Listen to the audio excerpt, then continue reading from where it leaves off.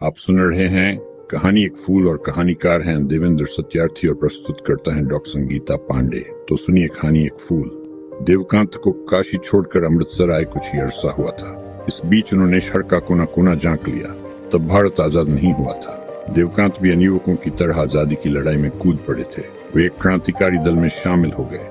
क्रांतिकारियों की धरपकड़ शुरू हुई तो देवकांत ने विष बदला। नकली दाढ़ी मूंछ लगाई, फिर अपनी 7 वर्ष की बेटी गौरी का हाथ पकड़कर अमृतसर आ गए। शहर के मशहूर वकील सोमेश बाबू उनके मित्र और सहपाठी थे।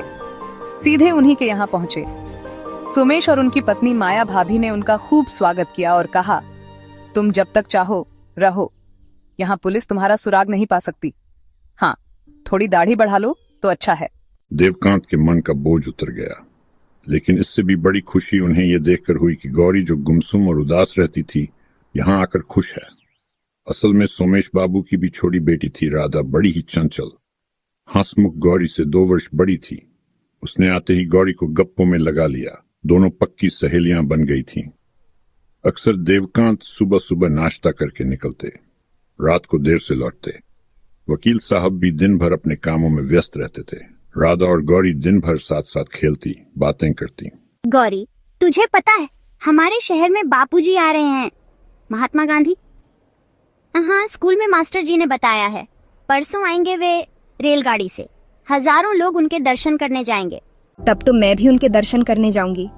पिताजी बता रहे थे वे बच्चों को बहुत प्यार करते हैं। पर वे तो चंदा इकट्ठा करने आ रहे हैं ना, आजादी की लड़ाई के लिए। तू भला क्या देगी उन्हें? मेरे पास तो यही एक इकन्नी है। तू तो ऐसे कह रही है जैसे बापू तेरे हाथ से पैसे ले ही लेंगे। अरे पगली, बड़े बड़े लोग आएंगे वहाँ। इतनी भीड़ में भला कोई पास जाने देगा तुझे? अपने पिताजी के साथ जाऊंगी मैं। गांधी जी खूब अच्छी तरह जानते हैं उन्हें। ठहर, मैं अपनी गुल्लक लाती हूँ। कुछ पैसे होंगे उसमें, इन्हें भी रख ले। ये मेरी ओर से बापू को दे देना। कुल 5.5 आने हो गए। इतने थोड़े पैसे देना क्या अच्छा लगेगा? इससे तो अच्छा है कुछ फल ले लो। वाह, खूब मजेदार रहेगा। पिताजी बापू आ रहे हैं परसों। आप मुझे उनसे मिलवाने ले चलेंगे ना? अभी नहीं बेटी, कुछ जरूरी काम है। जिस दिन महात्मा गांधी को आना था, सुबह से ही प्लेटफॉर्म पर भीड़ होने लगी थी। सभी उनके दर्शन करना चाहते थे। देवकांत भी एक ओर खड़े थे। गौरी उनके कंधे पर बैठी थी। उनके हाथ में एक छोटी सी टोकरी थी जिसमें केले, संतरे और चीकू थे। लोगों का उत्साह फूट पड़ रहा था। वे महात्मा गांधी की जय जयकार कर रहे थे, भारत माता की जय के नारे लगा रहे थे। इतने में गाड़ी के आने की सूचना मिली। गाड़ी आकर रुकी तो लोग उस डिब्बे की ओर दौड़े जिसमें गांधी जी बैठे थे। गांधी जी उस समय पुस्तक पढ़ रहे थे। उनका ध्यान किताब पढ़ने में था। एक हाथ उन्होंने बाहर निकाला हुआ था।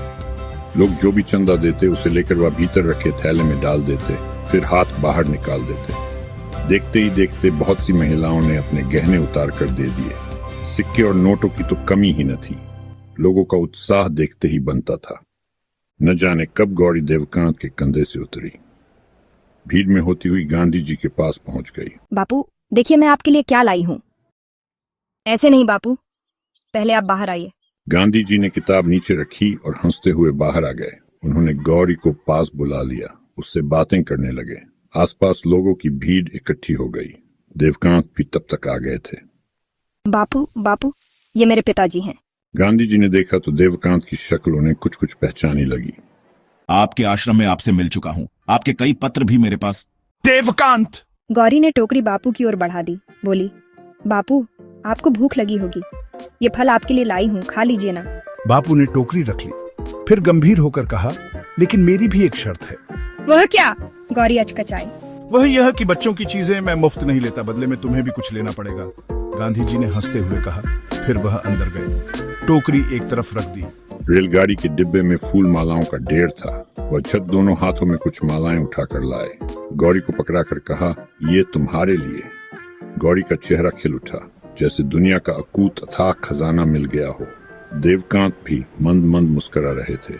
इतने में गाड़ी चल दी। देवकांत ने कहा, गौरी, ये फूल अनमोल हैं, संभाल कर रखना। धीरे धीरे भीड़ छंटने लगी। गौरी पिता की उंगली पकड़कर चल रही थी। अभी वे प्लेटफॉर्म से उतरे ही थे कि एकाएक पुलिस के 5-7 सिपाही देवकांत की ओर बढ़े और बोले, मी, देवकांत आपको गिरफ्तार किया जाता है।